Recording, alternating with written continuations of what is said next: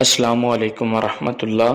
محترم سامعین و ناظرین، ہم آپ کو اپنے یوٹیوب چینل امام بخاری اسلامک سینٹر آفیشیل میں خوش آمدید کہتے ہیں۔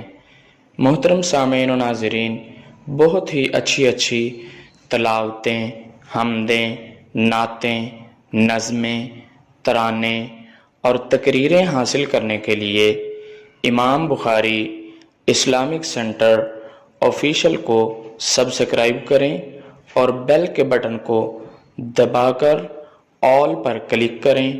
شکریہ۔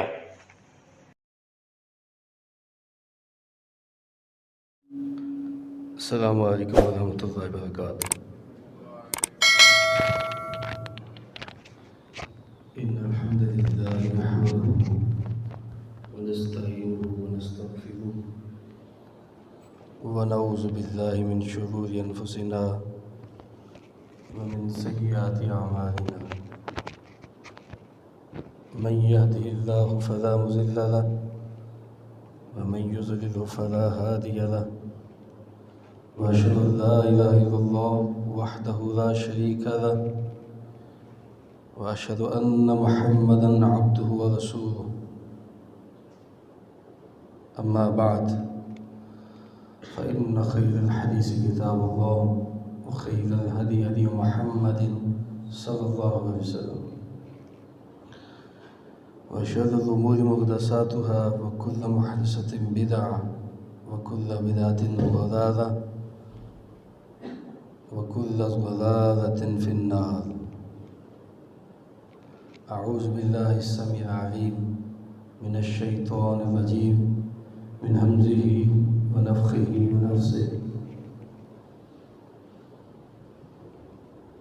فمن فرض فيهن الحج فلا رفث ولا فسوق ولا جدال في الحج۔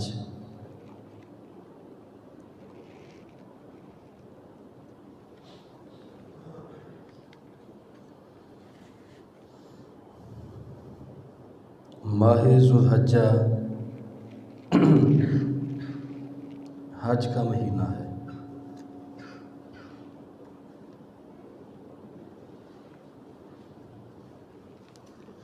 اس مہینے میں ہم التوسع اپنی استطاعت کے مطابق اپنے گھروں میں جانور بھی اللہ کے راستے میں قربان کرتے ہیں۔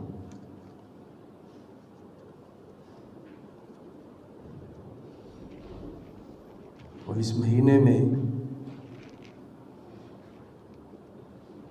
بلکہ پورے سال میں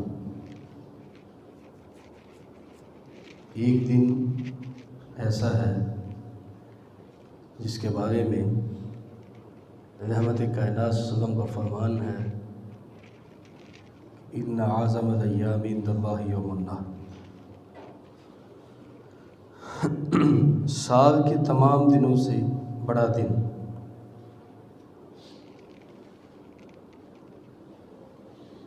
مقام کے لحاظ سے، مرتبہ کے لحاظ سے، فضیلت اور فوقیت کے لحاظ سے، یعنی سال کے تمام دنوں سے فائق دن یوم النحر 10 ذو الحجہ کا دن ہے۔ اور اس مہینے کا یہ اعزاز ہے، اس مہینے کے پہلے 10 دنوں کو وہ اہمیت حاصل ہے جو پورے سال کے باقی ایام کو حاصل نہیں۔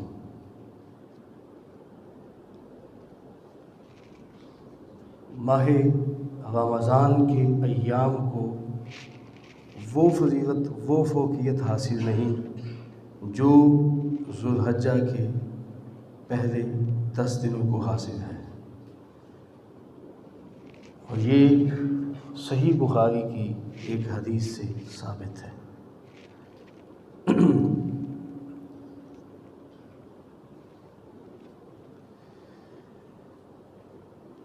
اسلام کا اہم ترین رکن حج، جس کے مناسک بھی اسی مہینے میں ادا ہوتے ہیں، اور اگر وہ حج مبرور ٹھہرے پھر اس کی فضیلت تو بہت زیادہ ہے۔ رحمت کائنات کا فرمان ہے کہ والحج المبرور لیس لہ جزاء الا الجنہ، کہ حج مبرور کا بدلہ جنت کے علاوہ اور کچھ ہو ہی نہیں سکتا۔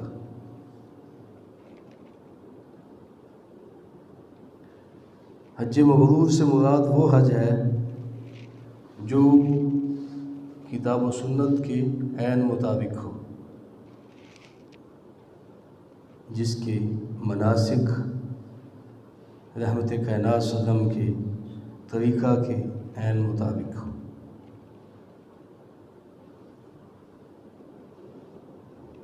اتنی قیمتی اور مہنگی ترین عبادت اگر کوئی شخص بدعات خرافات کی نظر کر دیتا ہے تو یہ کوئی عقل مندی کی بات نہیں۔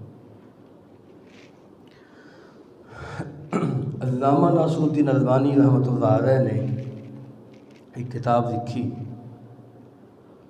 حجۃ النبی صلی اللہ علیہ وسلم کما رواہ عنہ جابر۔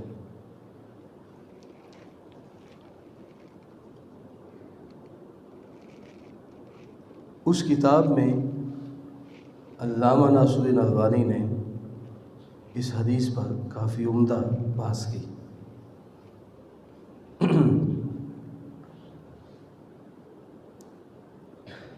اس کتاب میں انہوں نے ایک عنوان قائم کیا کہ دوران حج فسق اور معاصی سے مکمل اجتناب ہونا چاہیے۔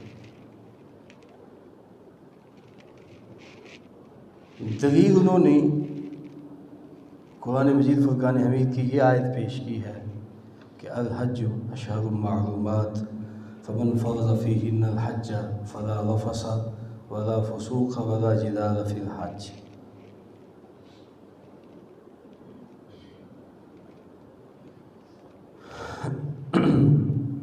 رحمت کائنات صلی اللہ علیہ وسلم کا فرمان بھی ہے کہ من حج ولم یرفث، جس شخص نے حج کیا اور دوران حج وہ بے حیائی کی باتیں نہیں کرتا، ولم یفسق، فسق کا مرتکب نہیں ہوتا، رجع من ذنوبہ کیوم ولدتہ امہ، جب وہ حج کر کے واپس پلٹتا ہے وہ اس طرح ہو چکا ہوتا ہے جس طرح اس کی ماں نے مجھے آج ہی جنم دیا ہے۔ معنی یہ ہے کہ گناہوں سے بالکل پاک صاف، کبیرہ گناہوں سے بھی پاک صاف اور صغیرہ گناہوں سے بھی پاک صاف۔ بعض اعمال ایسے ہیں جو صغیرہ گناہوں کا کفارہ ہے، جیسے وضو ہے، پھر مساجد کی طرف اٹھنے والے قدم ہیں، اسی طرح نماز کی 2 رکعات ہیں، تحیۃ الوضو ہیں، دیگر اس قسم کی بہت سی عبادات ایسی ہیں جو صغیرہ گناہوں کا کفارہ ہے۔ لیکن کچھ اعمال ایسے ہیں جو صغیرہ اور کبیرہ دونوں قسم کے گناہوں کا کفارہ ہے۔ وہ اعمال کون کون سے ہیں یہ ایک الگ موضوع ہے۔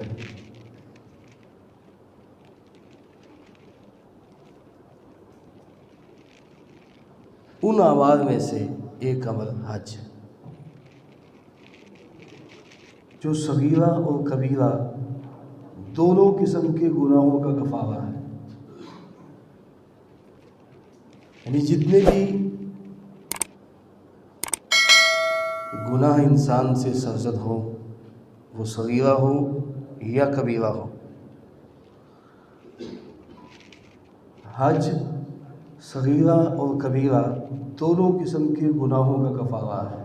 جو حج کرتا ہے رحمت کائنات کے فرمان کے مطابق کیوم ولدتہ امہ، وہ اس طرح ہو جاتا ہے جس دن اس کی ماں نے اسے جنم دیا تھا۔ یعنی صغیرہ گناہوں سے بھی پاک صاف، کبیرہ گناہوں سے بھی پاک صاف۔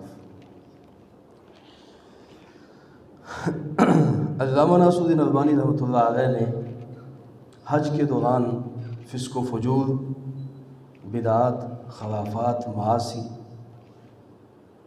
اور ان کا ارتکاب اور بعض ایسے اعمال جو انسان کے ہر عمل کو باطل کر دیتے ہیں، وہ چاہے حج ہو، چاہے کوئی عمل بھی ہو، چاہے قربانی ہو، کوئی بھی عمل ہو، ان میں سے سب سے پہلا عمل جو ہر نیک عمل کو باطل کر دیتا ہے وہ الشرک باللہ عز وجل، اللہ عز وجل کے ساتھ شرک کرنا ہے۔ شرک یہ اتنا سنگین جرم ہے کہ تمام اعمال کو حبط کر دیتا ہے۔ قرآن مجید میں اللہ تعالیٰ نے کافی سارے انبیاء کا ذکر کرنے کے بعد یہ بات ارشاد فرمائی کہ وَلَوْ أَشْرَكُوا لَحَبِطَ عَنْهُم مَّا كَانُوا يَعْمَلُونَ۔ ٹھیک ہے، یہ ہمارے برگزیدہ بندے تھے، انہوں نے ساری زندگی دین کی اشاعت اور ترویج میں گزاری، لیکن یاد رکھو اگر یہ بھی شرک کرتے، انہیں 58 انبیاء کا ذکر کرنے کے بعد کہا کہ اگر یہ بھی شرک کرتے تو ہم ان کے اعمال بھی باطل کر دیتے، ضائع کر دیتے۔ اور پھر ایک مقام پر رحمت کائنات صلی اللہ علیہ وسلم سے مخاطب ہو کر کہا کہ لئن اشرکت لیحبطن عملک۔ آپ ہمارے محبوب ہیں، لیکن اگر آپ بھی شرک کریں گے ہم آپ کے اعمال کو بھی حبط کر دیں گے، ضائع کر دیں گے، برباد کر دیں گے۔ انبیاء شرک نہیں کر سکتے، انبیاء سے شرک کا صدور کسی طرح بھی ممکن نہیں، لیکن شرک کی قباحت اور سنگینی ہمیں سمجھانے کے لیے یہ بات کہی گئی کہ تم کیا ہو، انبیاء بھی اگر شرک کرتے ان کے اعمال بھی ضائع ہو جاتے، برباد ہو جاتے۔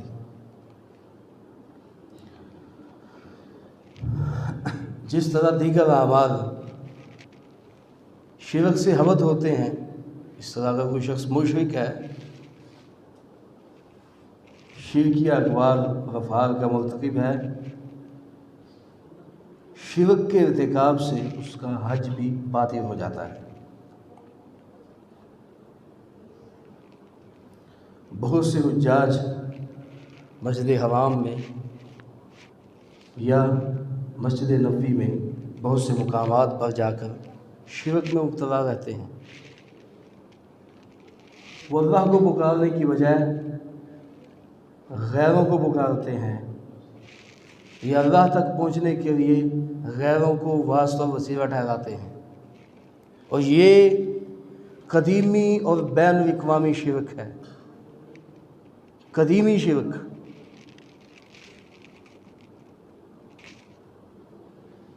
اللہ تک پہنچنے کے لیے غیروں کو واسطہ و وسیلہ ٹھہرانا، یہ قدیمی شرک ہے۔ اور اسی شرک میں مشرکین مکہ مبتلا تھے۔ قرآن نے ان کا یہ قول نقل کیا ہے ما نعبدہم الا لیقربونا الی اللہ زلفیٰ۔ وہ اللہ کی قربت اور نزدیکی کے حصول کے لیے غیروں کو واسطہ و وسیلہ بناتے تھے۔ یہ بین الاقوامی شرک، قدیمی شرک جس کا قرآن نے ذکر کیا۔ آج کا مسلمان بھی اگر کہے کہ ہماری ان کے آگے، ان کی اللہ کے آگے، ہماری سنتا نہیں، ان کی موڑتا نہیں، تو پھر ان کے عقیدے میں اور مشرکین مکہ کے عقیدے میں کیا فرق رہے گا؟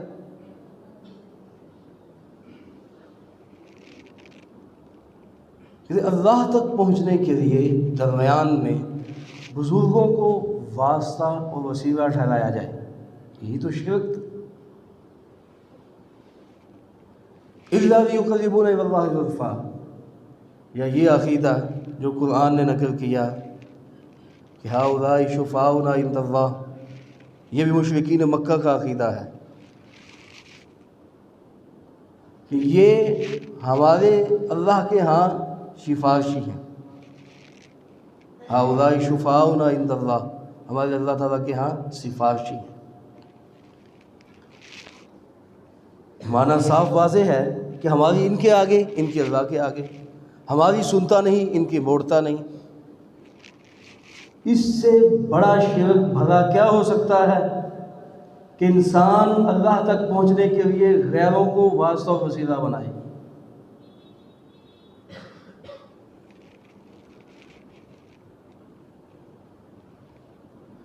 وسیلہ انبیاء کا ہو، وسیلہ صلحاء کا ہو، چاہے وسیلہ رحمت کائنات صلی اللہ علیہ وآلہ وسلم ہی کا کیوں نہ ہو،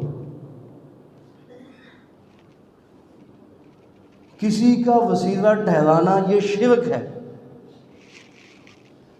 اور یہی عقیدہ قرآن نے مشرکین مکہ کا نقل کیا ہے۔ جیسے میں نے آیت پڑھی مَا نَعْبُدُهُمْ إِلَّا لِيُقَرِّبُونَ إِلَى اللَّهِ زُلْفَىٰ، اس کا کیا معنی ہے؟ ہؤلاء شفعاؤنا عند اللہ، اس کا کیا معنی ہے؟ تو کوئی بھی عبادت سر انجام دینے سے پہلے انسان کا عقیدہ ٹھوس اور مضبوط بنیادوں پر قائم ہونا چاہیے۔ جو مشرک ہے، شرک کرتا ہے، اس کا کوئی حج نہیں، کوئی نماز نہیں، کوئی قربانی نہیں، کچھ نہیں۔ کیوں؟ اس کے عقیدے میں خلل ہے۔ یہ شرک جو ہے، یہ اگر عقیدے میں ایک ذرے کے برابر بھی موجود ہے، ایک ذرے کے برابر، سارے اعمال کو حبط کر دیتا ہے، سارے اعمال ضائع کر دیتا ہے۔ تو کوئی بھی عمل سر انجام دینے سے پہلے عقیدہ مضبوط ہونا چاہیے۔ عقیدہ کیا ہونا چاہیے؟ یہ ایک الگ موضوع ہے اور تفصیلی موضوع ہے۔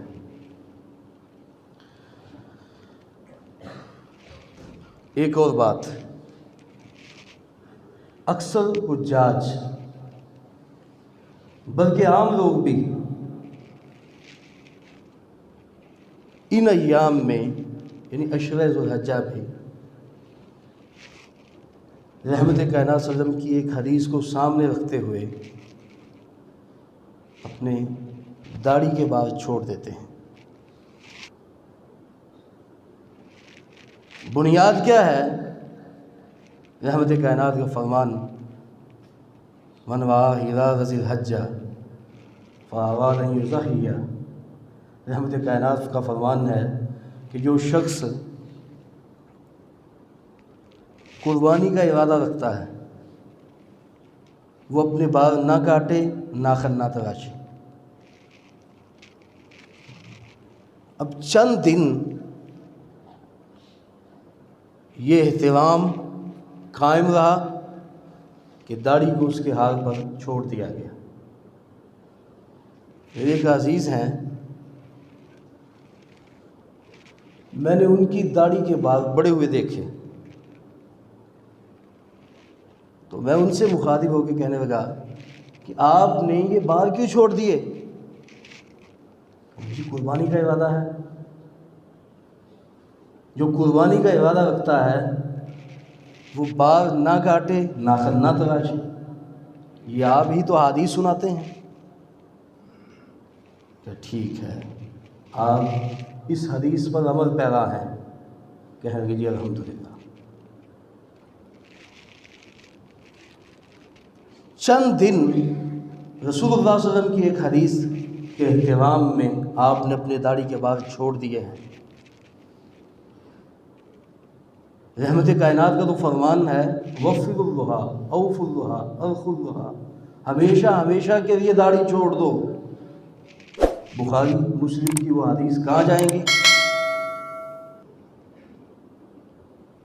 یہ تو ہمیشہ ہمیشہ کے لیے حکم ہے۔ ان چند دن کا احترام، ان چند دن کی تعظیم تو تمہیں نظر آتی ہے، لیکن رحمت کائنات کے جو فرامین ہیں وہ تمہیں نظر نہیں آتے۔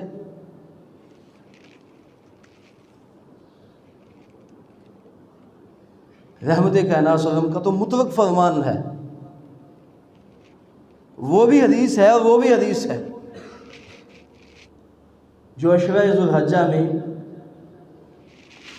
اپنے داڑھی کے بال چھوڑتا ہے، شیب کو بڑھا دیتا ہے، وہ کس بنیاد پر، کس منہ سے ایسا کرتا ہے، کس دلیل کی بنیاد پر وہ ایسے کر رہا ہے؟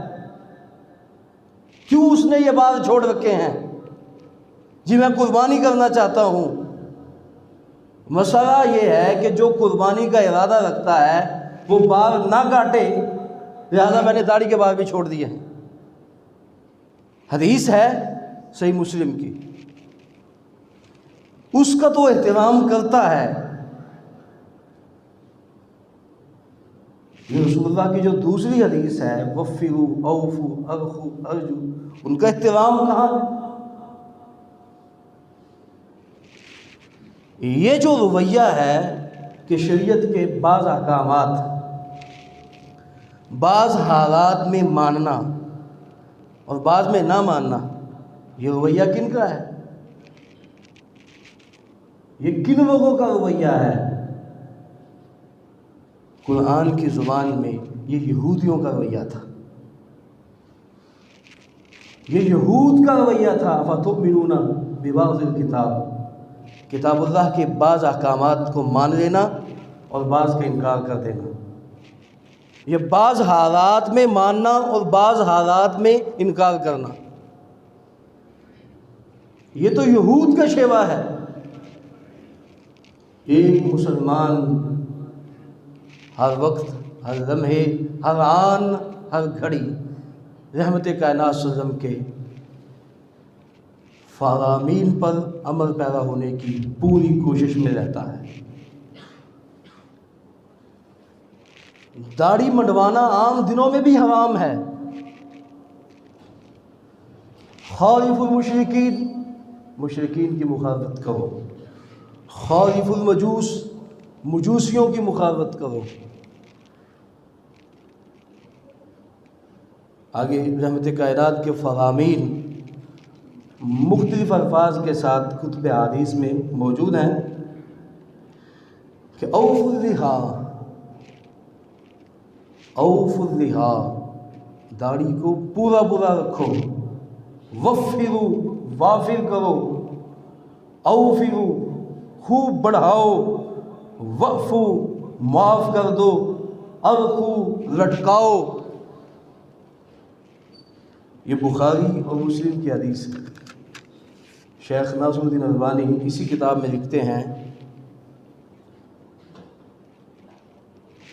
کہ سب سے پہلی بات جو قابل تفہیم ہے وہ یہ ہے کہ جو شخص دوران حج کے احترام میں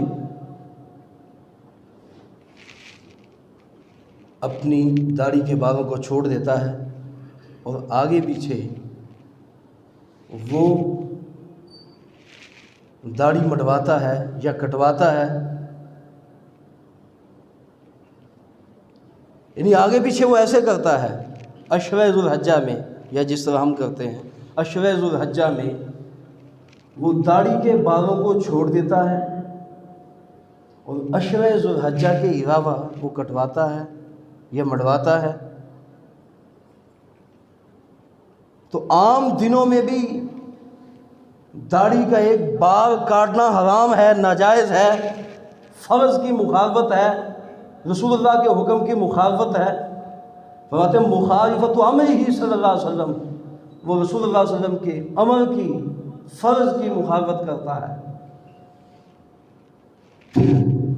وہ فرماتے ہیں کہ دوسری بات، التشبیہ بالکفار بالمشرکین و بالمجوس، وہ کفار کی، مشرکین کی اور مجوسیوں کی مشابہت اختیار کرتا ہے، جبکہ ان کی مشابہت نہیں کرنی، خالفو، ان کی مخالفت کرنی ہے،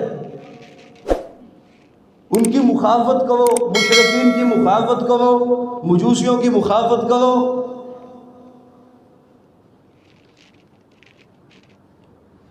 مخالفت کرو یا ان کی تشبیہ اختیار کرو۔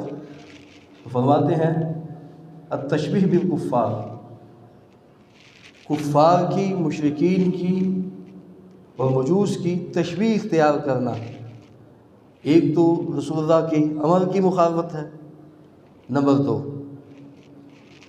تشبیہ بالکفار وبالمشرکین وبالمجوس، مجوسیوں کی، مشرکوں کی اور کفار کی مشابہت ہے۔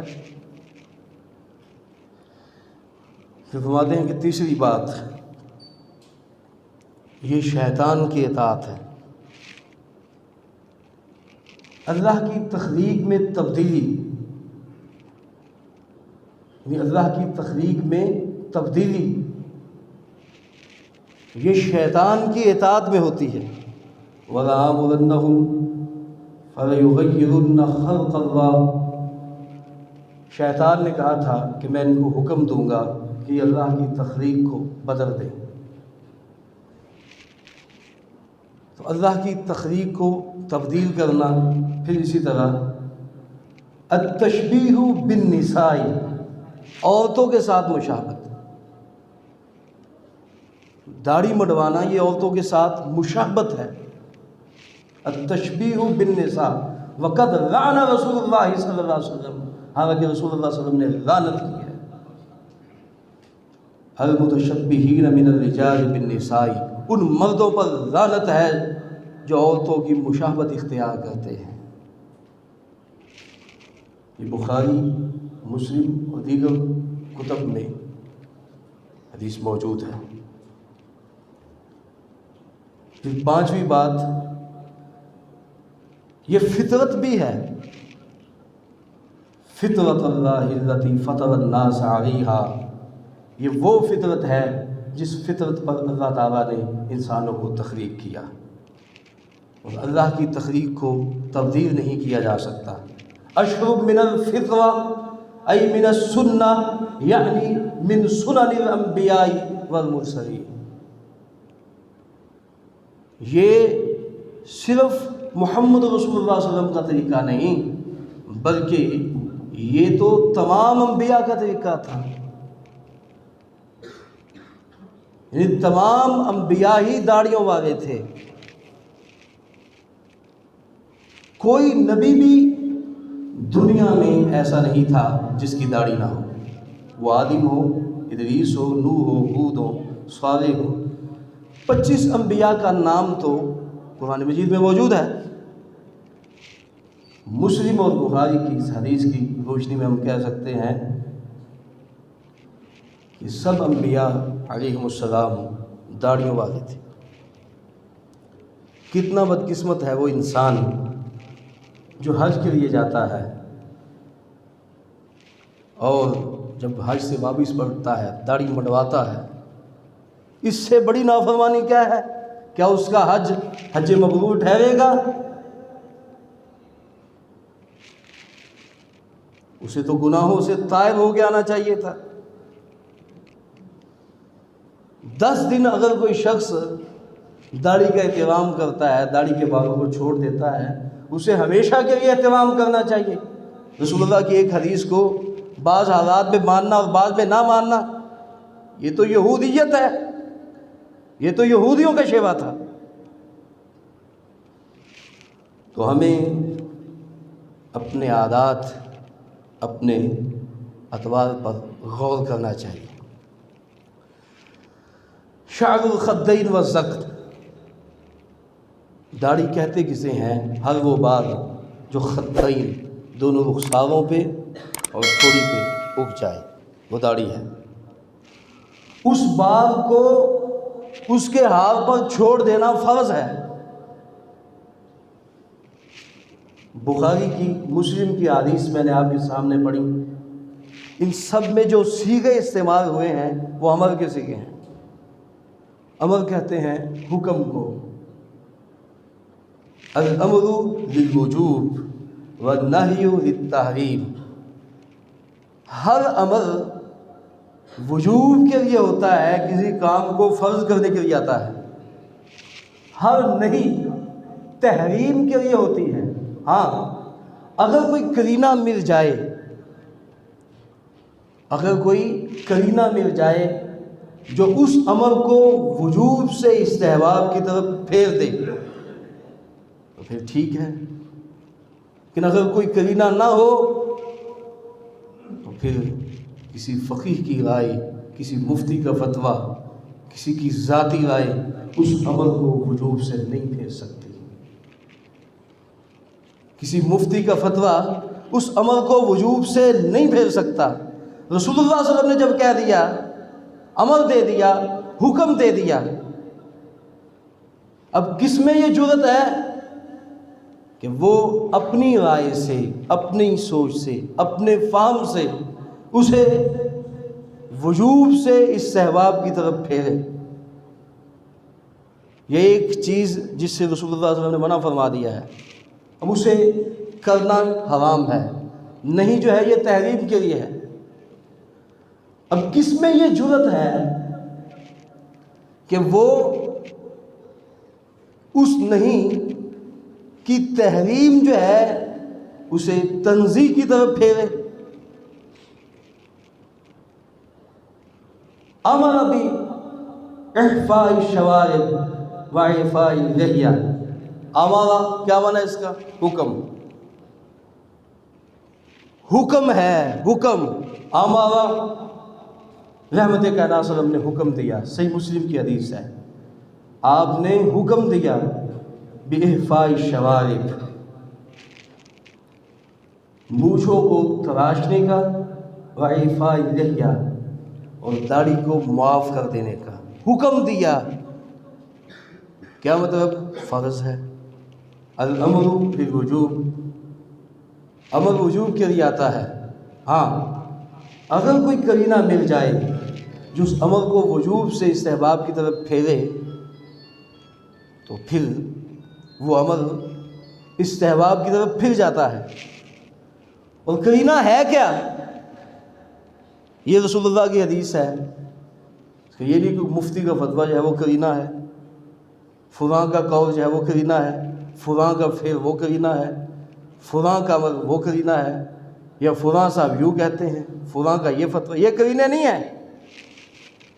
قرینہ اس کے مقابلے میں حدیث کی صورت میں آئے گا، یعنی ایک حدیث ہے، اس حدیث میں جو عمل وجوب کے لیے استعمال ہو رہا ہے اس کو استحباب کی طرف پھیرے گا تو وہ رسول اللہ صلی اللہ علیہ وسلم کا فرمان ہی پھیرے گا۔ میں اس کی ایک مثال دیتا ہوں۔ مثال اس کی صحیح بخاری کی ایک حدیث ہے، غسل یوم الجمعہ واجب علی کل مختلف، جمعے کے دن ہر عاقل بالغ پر غسل فرض ہے، یہاں واجب کے الفاظ ہیں، کوئی شک نہیں۔ لیکن ایک دوسری حدیث ہے، حدیث قرینہ حدیث کہ من توضا یوم الجمعہ فبیہا ونعمت، یہ فبیہا ونعمت، جس شخص نے جمعے کے روز وضو کیا اس نے عمدہ کام کیا، بہتر کیا، اچھا کام کیا، اور جس شخص نے غسل کیا غسل افضل ہے۔ اب یہ قرینہ ہے۔ اس طرح کی اور بہت سی مثالیں ہو سکتی ہیں۔ مثلا آپ نے فرمایا صلو قبل المغرب، مغرب کی نماز سے پہلے 2 رکعات ادا کرو۔ اگر آپ یہی الفاظ کہہ دیتے، آگے کچھ نہ فرماتے، تو یہ 2 رکعات فرض ٹھہرتی، لیکن آگے آپ نے کیا کہا؟ لمن شاء، جو چاہے پڑھے، جو چاہے نہ پڑھے۔ اب عمل جو ہے وجوب میں باقی نہیں رہا، بلکہ استحباب کی طرف پھر گیا ہے کہ اگر کوئی پڑھے وہ بھی، اگر نہیں پڑھتا کوئی بات نہیں۔ یہ صرف رسول اللہ صلی اللہ علیہ وسلم کی زبان میں یہ قوت ہے کہ آپ عمل کو، وجوب کو استحباب کی طرف پھیر سکتے ہیں۔ اس لیے ایک اور حدیث ہے، ایھا الناس قد فرض اللہ علیکم الحج، اے لوگو اللہ تعالیٰ نے تم پر حج کو فرض کر دیا ہے، لہذا تم حج کرو۔ ایک شخص کہنے لگا کل عام، ہر سال، حج تو فرض ہے ہی، ہر سال کریں۔ آپ خاموش ہو گئے۔ وہ پھر بولا اللہ کے رسول ہر سال فرض ہے حج، آپ پھر خاموش ہیں۔ وہ پھر بولا تیسری مرتبہ اللہ کے رسول ہر سال حج کریں، ہر سال حج فرض ہے۔ قالها ثلاثا فقال رسول اللہ صلی اللہ علیہ وسلم لو قلت نعم، اور خاموش ہو۔ اگر میں اپنی زبان سے ہاں کہہ دیتا تو ہر شخص پر حج فرض ہو جاتا اور ہر سال فرض ہو جاتا۔ یہ رحمت کائنات صلی اللہ علیہ وسلم کی زبان کی قوت ہے، پاور ہے کہ آپ ایک مرتبہ اپنی زبان سے ہاں کہہ دیتے تو لواجب آتا۔ رحمت کائنات صلی اللہ علیہ وسلم ضرور حج فرض ہو جاتا، وَلَمَا اسْتَطَعْتُمْ، تمہارے پاس حج کرنے کی قوت اور استطاعت ہی نہ ہوتی۔ اس لیے میں نے نام نہیں کہا۔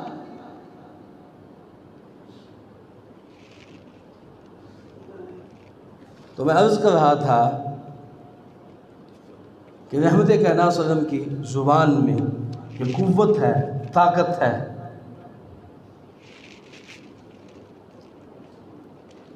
ایک اور حدیث ہے جو اس سے ملتی جلتی ہے، رحمت کائنات صلی اللہ علیہ وسلم گوشت نوش فرما رہے تھے۔ آپ نے صحابی سے کہا کہ دستی لے کے آؤ۔ بکری کی دستی پیش کی گئی، آپ نے نوش فرمائی۔ آپ نے فرمایا دوسری بھی لے کے آؤ، دوسری پیش کی گئی، آپ نے وہ بھی پیش فرمائی، وہ بھی آپ نے تناول فرمائی۔ آپ نے اور لاؤ، وہ کہنے لگے اللہ کے رسول ایک بکری کی 2 ہی دستیاں ہوتی ہیں۔ رسول اللہ فرمانے لگے کہ اگر تم ہاتھ ڈال دیتے دستی در دستی آتی رہتی۔ یہ رسول اللہ کی زبان کی قوت ہے۔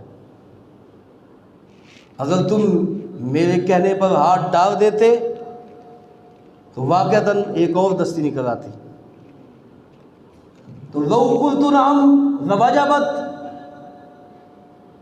رسول اللہ کی زبان میں یہ قوت ہے۔ رسول اللہ کا فرمان اور اس میں جو وجوب ہے وہ حتمی طور پر فرض کے لیے ہے، کوئی بھی اسے استحباب کی طرف نہیں پھیر سکتا۔ اسے استحباب کی طرف پھیرے گی فقط رسول اللہ صلی اللہ علیہ وآلہ وسلم کی حدیث۔ جز الشوارب، مونچھوں کو کاٹو، الخ اللحیٰ، داڑھیوں کو لٹکاؤ۔ بعض کو بڑی عادت ہوتی ہے، وہ اس طرح بر دیتے ہیں، بر دے کے ساری داڑھی نیچے اکٹھی کرتے ہیں۔ رسول اللہ فرماتے اسے لٹکاؤ، داڑھیوں کو لٹکاؤ، بر نہ دو، گرے نہ لگاؤ۔ الخو، داڑھیوں کو لٹکا کے خالف المجوس، مجوسیوں کی مخالفت کرو۔ یہ مختلف روایات اور اس میں استعمال ہونے والے مختلف صیغے، مثلا وفروا، اوفروا، وقفوا، اوفوا اللحیٰ، الخو، یہ سب امر کے صیغے ہیں جو وجوب کے لیے ہیں، جو فرض پر دلالت کرتے ہیں۔ داڑھی رکھنا فرض ہے، سنت نہیں۔ بعض فرض اور سنت کی یہ تقسیم کر کے رسول اللہ صلی اللہ علیہ وسلم کے بعض فرامین کی تخفیف کرتے ہیں۔ کیا تصور ہے سنت اور فرض کا؟ جب رسول اللہ صلی اللہ علیہ وسلم نے کہہ دیا ہے پھر کرو، یہ فرض ہے، یہ سنت ہے، یہ مندوب ہے، یہ مستحب ہے۔ اور بعض لوگ انہوں نے ایک اور تقسیم نکالی، یہ خبر واحد ہے، یہ متواتر ہے۔ ان کے نزدیک متواتر کی اہمیت زیادہ ہے، خبر واحد کی اہمیت کم ہے۔ جو کہتے ہیں کہ متواتر کے مقابلے میں اگر خبر واحد آئے گی، خبر واحد کو رد کر دیا جائے گا۔ خبر واحد کسے کہتے ہیں؟ ایک شخص کی بات۔ اگر ایک شخص رسول اللہ کا فرمان صحیح سند کے ساتھ بیان کرتا ہے، یہ ایک صحابی اسے روایت کرتا ہے، کس میں یہ جرأت ہے کہ اسے رد کرے؟ یہ متواتر احاد، یہ ساری تقسیمیں فلسفے کی تقسیمیں تھیں، منطق کی تقسیمیں تھیں، جو اس علم میں داخل ہوئیں اور لوگوں کے درمیان یہ تفریق پیدا ہوئی۔ روایات کا استہزاء اڑایا گیا، انہیں ہلکا دیا گیا۔ کہیں تو یہ تقسیم کام آئی کہ یہ متواتر ہے، یہ احاد ہے، کہ یہ تقسیم سرے سے ہی باطل ہے، اور کہیں اس سے آگے نکل کے یہ بات، یہ صحابی فقیہ ہیں، یہ غیر فقیہ ہیں، نعوذ باللہ من ذالک۔ ابو ہریرہ جیسا شخص جو رسول اللہ کی کثیر حدیثیں بیان کرتا ہے، اسے غیر فقیہ قرار دے دیا گیا کہ یہ غیر فقیہ ہے، نعوذ باللہ من ذالک۔ جو رسول اللہ صلی اللہ علیہ وسلم کا ایک ایک فرمان نقل کرتے ہیں، اسے بیان کرتے ہیں، جو رسول اللہ صلی اللہ علیہ وسلم کی دعا کے صحیح مصداق ہیں، وہ غیر فقیہ ہیں۔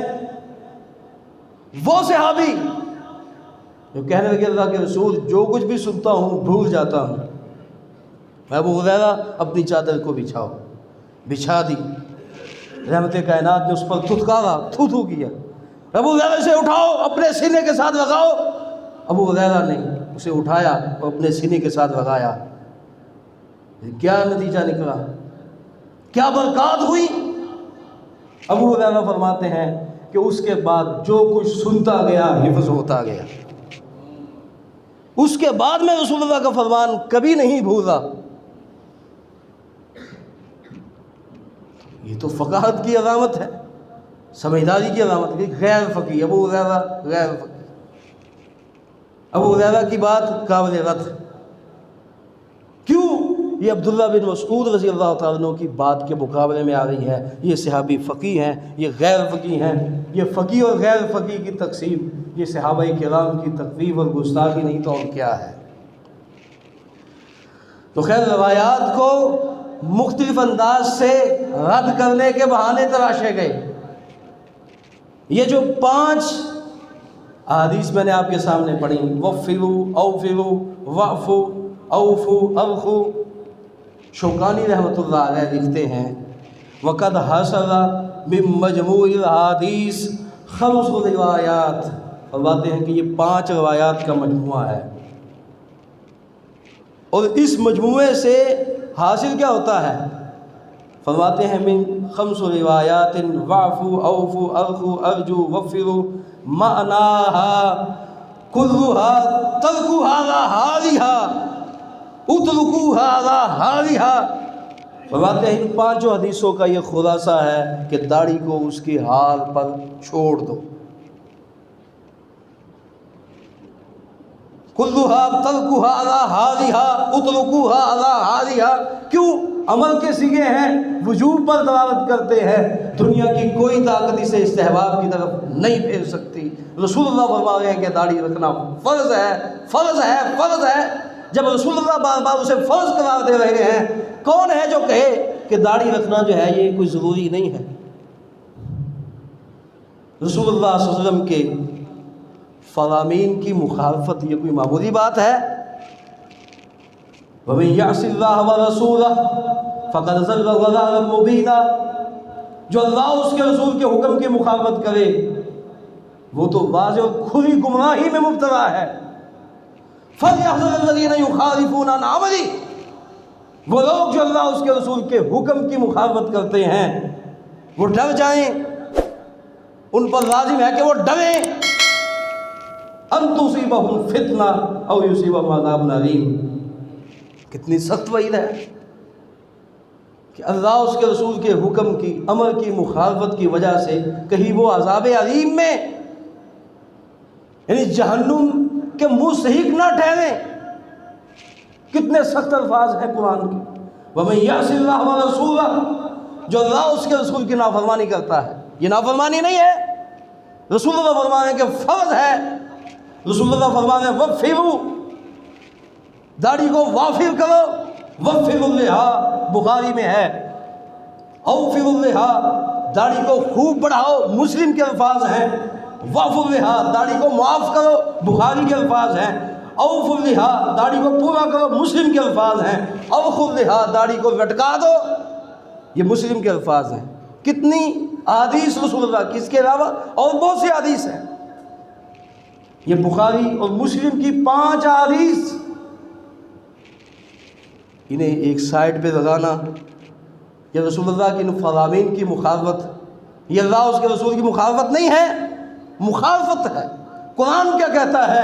وَمَن يَعْصِ اللَّهَ وَرَسُولَهُ، جو اللہ اس کے رسول کے حکم کی مخالفت کرتا ہے، وہ نافرمانی کرتا ہے اللہ کی اور اس کے رسول کی۔ جو شخص ان احادیث کو نظر انداز کرتا ہے وہ مخالفت نہیں کر رہا، مخالفت ہے۔ فَإِنَّ لَهُ نَارَ جَهَنَّمَ، اس کا کیا ترجمہ کروں میں کہ اس کے لیے جنت ہے؟ فَإِنَّ لَهُ نَارَ جَهَنَّمَ، جو اللہ کی اور اس کے رسول کی مخالفت کرتا ہے، نافرمانی کرتا ہے، حکم کو نہیں مانتا۔ نافرمانی کیا ہے؟ حکم کو نہ ماننا۔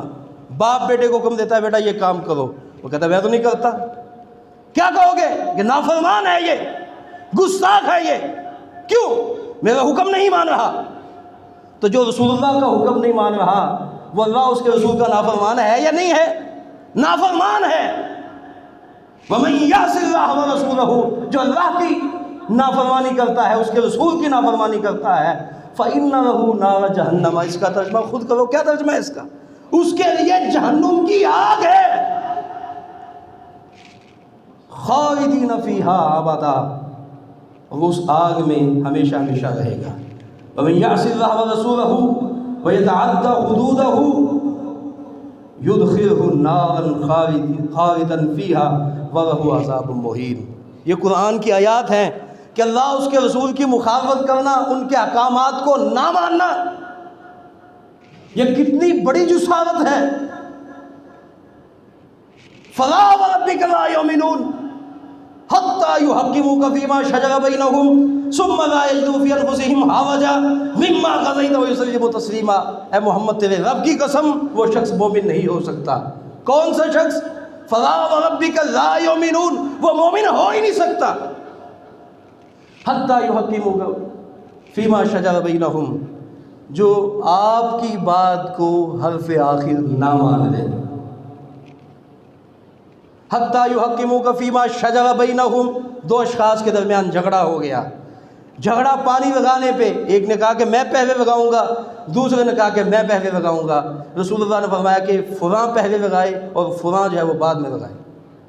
اب جسے یہ کہا گیا تھا کہ بعد میں لگائے اپنے کھیت کو پانی، وہ کہنے لگا کہ رسول اللہ نے نعوذ باللہ انصاف نہیں کیا، آپ نے طرفداری کی ہے۔ فوراً قرآن کی آیات نازل ہوئیں، مان لیا ہے اس نے، یہ نہیں کہ نہیں مانا، مان لیا ہے اس نے۔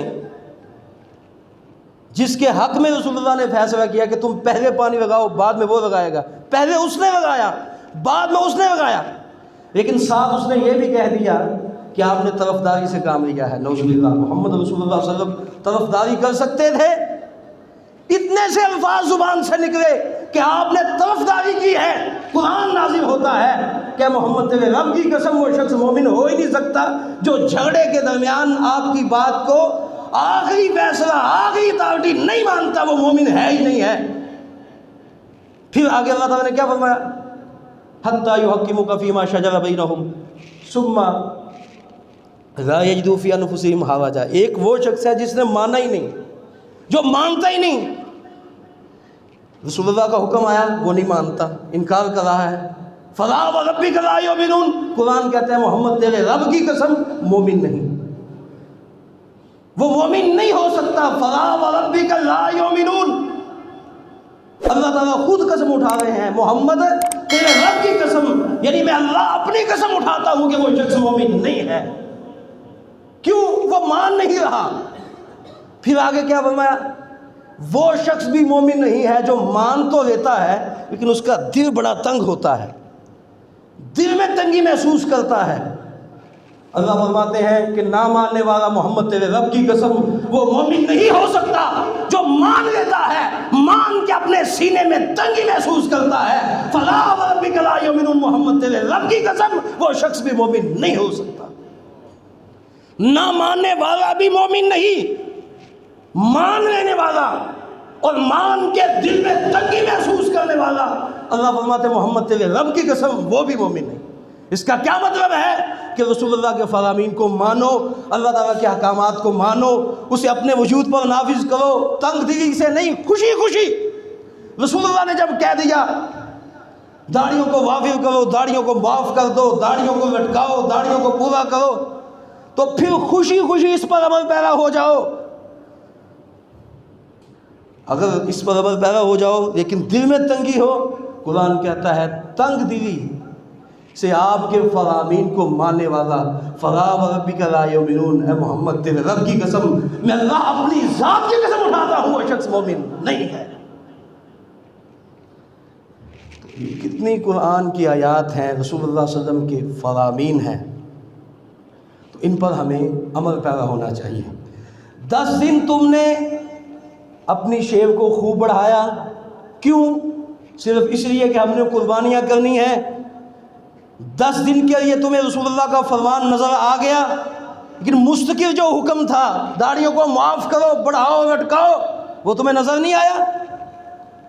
10 دن کے لیے اس پر عمل پیرا ہو گئے، 10 دنوں کے بعد رسول اللہ کا وہ فرمان جو بخاری مسلم کی یہ 5 حدیث کے علاوہ حدیث وہ قابل عمل نہیں رہی،